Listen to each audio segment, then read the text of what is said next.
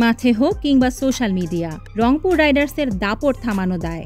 বিপিএলের এবারের আসরের শুরু থেকেই ফেভারিট দল রংপুর একের পর এক জয় তুলে নেয়ার পাশাপাশি পরাজিত দলকে খোঁচা মারতেও এক চুল পরিমাণ ছাড় দেয়নি গ্লোবাল সুপার লিগের চ্যাম্পিয়নরা।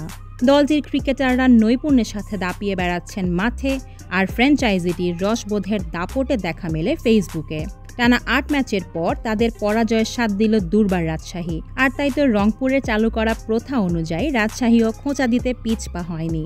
ফ্র্যাঞ্চাইজিটির ফেসবুক পোস্টে ম্যাচের নায়ক রায়ান বার্লের একটি ছবি দিয়ে রংপুরের উদ্দেশ্যে তারা লিখেছে, রং মুছে গেছে দেয়ালের, দুর্বার যখন ফর্মে, প্রতিপক্ষ তখন অন্ধকারে। তবে মাঠের খেলায় পরাজিত হলেও খোঁচার খেলায় ঠিকই বাজিমাত করে বসেছে রংপুর।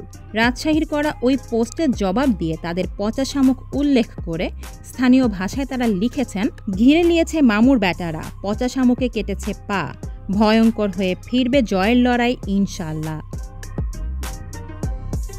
নেটিজেনরা অবশ্য দুই ফ্র্যাঞ্চাইজির এই কথার লড়াইয়ের পোস্টে বেশ হাস্যরসে মেতেছেন।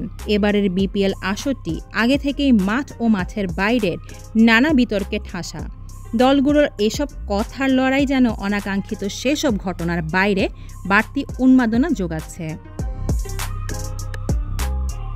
Tabassum Nabila Miti, N sports.